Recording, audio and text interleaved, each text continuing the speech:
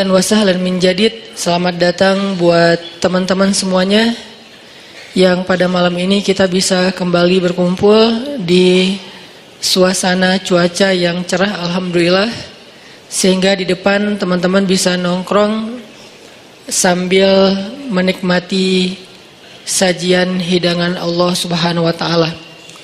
Dan hidangan Allah Subhanahu wa taala adalah ilmu dan hikmah. Jadi makanan yang kita butuhin itu bukan cuman makanan fisik.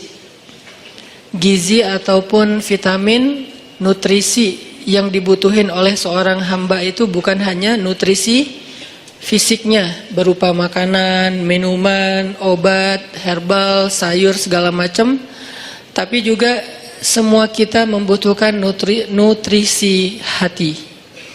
Lebih jelasnya lagi nutrisi iman. Karena yang menjadi lemah bukan hanya tenaga kita, tapi iman kita juga bisa menjadi lemah. Yang menjadi futur atau ngantuk bukan cuma mata kita, tapi basirah kita juga bisa menjadi ngantuk. Yang menjadi lupa bukan hanya akal kita, tetapi juga zikir kita juga bisa menjadi lupa. Makanya kita butuh nutrisi atau maidatur rahman, hidangan Allah Subhanahu wa taala yang berbentuk hikmah dan ilmu, sebagaimana kita butuh juga hidangan nutrisi untuk kebutuhan fisik kita.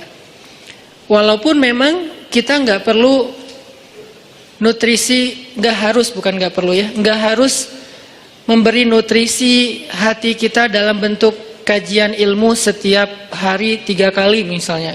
Nggak harus sih, kalau bisa lebih bagus, tapi nggak harus. Karena nutrisi hati ini bisa kita dapetin bukan cuma dengan duduk dalam majelis ilmu, bukan hanya duduk di dalam tongkrongan hikmah, tapi juga bisa kita dapetin dengan tilawah Al-Quran. Kita juga bisa dapetin itu dengan zikir. Zikir sesuai dengan masalah kita. Karena zikir kalau nggak sesuai dengan masalah tetap berpahala, cuman kurang berasa. Kayak kita lagi nggak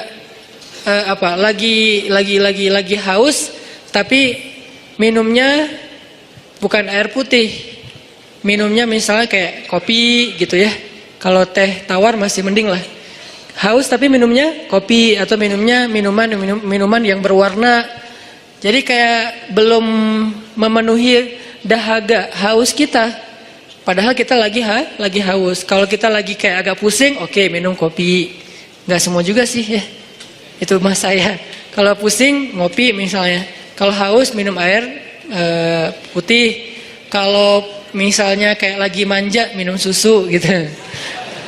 Kenapa Ustadz? Ya mungkin lagi kayak males aja yang berat-berat gitu kan. Atau lebih manja lagi jus gitu kan ya. Gak manja sih itu sehat. Ya lah pokoknya. Yang jelas itu kan sesuai dengan kebutuhan kita. Gitu juga dengan zikir. Zikir itu nama Allah yang dipakai itu harusnya sesuai dengan masalah kita. Walillahil asma'il husna. Allah tuh kan punya nama-nama yang bagus, yang mulia, yang baik, yang keren gitu. Walaupun tidak terbatas 99, tapi yang dikenal oleh kita 99. Maka fad'uhu biha, maka berdoalah kepada Allah, panggillah Allah. Ud'u itu panggil. Ud'u ila sabili rabbika, atau dakwah itu panggilan, memanggil. Berarti fad'uhu biha, panggillah Allah dengan nama itu. Jadi nggak harus selalu kita manggil Allah, ya Allah, boleh. Tapi ditambah juga, misalnya, ya Jabbar. Panggilan buat siapa? Panggilan Allah, tapi buat memanggil Allah buat orang yang lagi apa? Yang lagi sakit hati. Pernah manggil ya Jabbar pas lagi sakit hati? Makanya sering sakit hati. Jabbar itu panggilan untuk orang yang lagi sakit hati, habis dikecewain. Dikecewain oleh apa? Banyak lah, tergantung circle kehidupan kita ya. Ada yang circle-nya lebih ke main, berarti disakitin sama gengnya. Ada yang circle-nya lebih ke romantis-romantisan, disakitin oleh mantannya. Ada yang circle hidupnya seputar masalah kerja, disakitin oleh vendornya, oleh partnernya, oleh teman bisnisnya. Soal circle family life kita disakiti oleh keluarga, anak, orang tua, pasangan, dan seterusnya, gitu kan? Yang jelas, ketika kita merasa disakitin, ketika kita merasa kayak dikecewain, panggillah Allah sebelum kita memanggil netizen. Kan kita suka manggil netizen dulu ya, posting, update status, story, terus storynya tuh curhatnya minta respon lagi tuh, dengan kasih polling lah, dengan request lah gitu kan. Baiknya gue putusin atau enggak ya, request gitu. Semuanya putusin, terus dia bingung. Gimana ya. Nah, sebelum kita istisyarah kepada netizen, karena netizen itu istisyarah, bukan istifta, bukan istikharah. Yang paling tinggi itu kan derajatnya dari 3 level. Meminta pendapat, nomor 1 tuh istikharah, minta pendapat Allah. Kedua, istifta, minta pendapat ulama, orang yang berilmu. Ketiga, istisyarah, minta pendapat orang yang lebih bijak dan berpengalaman, termasuk kepada teman kita atau followers kita atau geng kita, itu istisyarah. Sebelum kita istisyarah netizen, ya ayyuhal netizen, sebelum kita pakai kalimat itu, atau ya ustaz, bahkan sebelum ustaz, ya kiai, ya syekh, maka ya Allah. Panggil Allah Subhanahu wa ta'ala. Manggilnya gimana Ustadz? Salah satunya selain kata Allah pastinya, karena itu kalimat yang paling mulia, kita juga bisa manggil tematik. Ya Jabbar. Ya Jabbar itu bisa 2. Sebetulnya 3 maknanya Jabbar, tapi yang lebih common itu 2. 1, dipanggil untuk masalah-masalah yang sifatnya bukan hanya besar, tapi kayak kekuatan. Misalnya kita ngedoain musuh-musuh Islam. Allahumma alaika bi'a'daika a'da'iddin. Allahumma alaika bil kuffar. Allahumma alaika biz zalimin. Ya Allah, kami serahkan kepadamu orang-orang zalim itu, gitu kan? Orang-orang zalim. Baru kita mengatakan, ya Jabbar. Pasangannya biasanya, ya Qahar. Ya Jabbar, ya Qahar. Arti Jabbar dalam konteks itu, yang perkasa, yang memaksa. Ya Qahar, yang menaklukkan. Sehingga dipakailah kalimat Jabbar, Qahar, Aziz, kan kata-kata yang nama-nama yang perkasa gitu, untuk doa-doa yang sifatnya biasanya dipakainya dalam kondisi terzolimi. Ini doa-doa orang yang terzolimi. Kayaknya nggak perlu dihafal juga sih.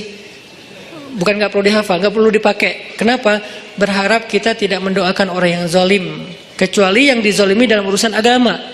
Kalau dizalimi urusan pribadi sih, mending jangan mendoakan orang yang menzalimi. Kenapa? Rugi. Mending doain diri sendiri. Ketika kita punya kesempatan doa kita diijabah, jangan kasih doa itu untuk orang lain. Rugi. Walaupun bentuknya mendoakan atas keburukan, tetap rugi. Mending kita pakai buat doain diri kita sendiri. Ya Allah, saya lagi dizalimin. Mudah-mudahan. Nah gitu kan. Berarti kan kita dapat kebaikan. Ya Jabbar. Itu panggilan orang yang sedang sakit hati. Jadi 1 artinya untuk orang yang lagi dizalimi, 1 lagi untuk orang yang lagi hatinya kayak sedih, kayak disakitin. Nggak sebesar zalim sih, cuman ya lumayan lah, bikin nggak bisa tidur, bikin tumbuh jerawat gara-gara itu, gitu kan ya, karena stres. Terus bikin nambah uban, walaupun ada yang uban itu karena bijaksana, ditutup. Jadi intinya adalah panggil Allah kalau kita lagi sakit hati dan dikecewain. Ya Allah, ya Jabbar. Salah satu doa minta disembuhkan kecewa dan sakit hati di dalam sholat adalah Rabbighfirli warhamni wajburni. Kalimat wajburni. Selama ini kita baca enggak? Kan? Tahu artinya? Hampir. Apa arti wajburni? Bukan paksa aku dong Allah, enggak. Padahal arti jabar juga yang memaksa kepada kehendaknya. Tapi kalimat wajburni, makna jabar di sini makna yang ketiga di antara tiga makna jabar, yaitu yang mengobati sakit hati.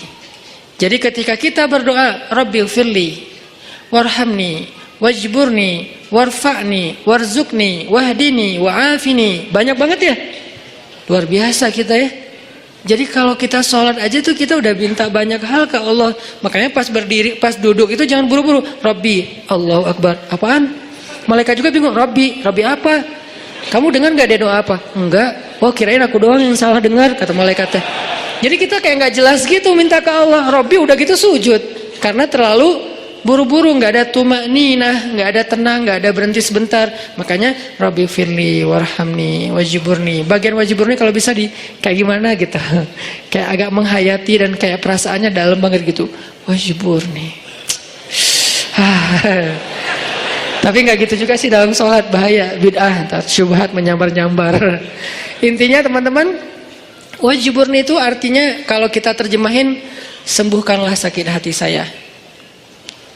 Atau bahasa lain juga bisa diterjemahin, hiburlah aku ya Allah, aku lagi sedih nih. Kalau kita ke teman gitu ya, hibur aku dong, gue lagi sedih nih. Ya udah yuk kita main, ya udah yuk kita jalan, ya udah kita nonton, ya udah kita ngopi, ya udah kita makan, ya udah apalah terserah. Yang jelas kita ngadu ke dia, minta dihibur pas kita lagi sedih. Nah cara ngadu ke Allah pas kita lagi sedih supaya dihibur oleh Allah, wajburni ya Jabbar. Itu bisa dibaca di dalam sholat, bisa juga dibaca di luar sholat. Gak apa-apa, dalam sholat baca, di luar sholat juga baca. Bahkan di luar sholat kita bisa ulang-ulang, wajburni ya Jabbar, wajburni ya Jabbar. Ya Allah, hibur aku ya Allah, hibur aku ya Allah, aku lagi sedih berat nih. Udah seminggu aku gak buka Instagram ya Allah. Curhat. Kenapa? Komen. Head speech ya Allah.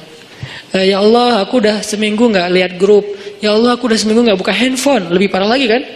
Berarti bermasalah di akun sosial media, bermasalah di grup, bermasalah di nomor kontak, bermasalah di SMS, semua bermasalah. Ya Allah, udah seminggu aku nggak buka handphone. Hibur aku lagi sedih banget gitu. Nah, minta ya Jabbar, wajburni ya Jabbar, wajburni ya Jabbar. Ntar Allah akan hibur kita. Hiburan Allah lebih baik daripada hiburan yang diberikan oleh makhluk. Hiburan makhluk itu kadang-kadang modal. Kalau nggak modal di awal, modal di akhir. Modal di awal, dia ngajak nonton, kita yang bayar. Dia ngajak ngopi, kita yang bayar. Kalau modal di akhir, dia bayar, tapi nanti dia pamrih. Dulu kan pas lo lagi sedih, gue traktirin makan. Sekarang gue lagi sedih nih. Sama aja kan ngemodal ya. Kalau Allah yang ngehibur kita, itu nggak ada pamrihnya. Nggak ada modal di awal, nggak ada modal di akhir. Terus kenapa kita cepat dan begitu spontan minta hiburan dari makhluk, begitu spontan minta curhat kepada makhluk, begitu spontan manggil nama makhluk, tapi kurang spontan memanggil nama ya Jabbar, nama Allah Subhanahu wa taala.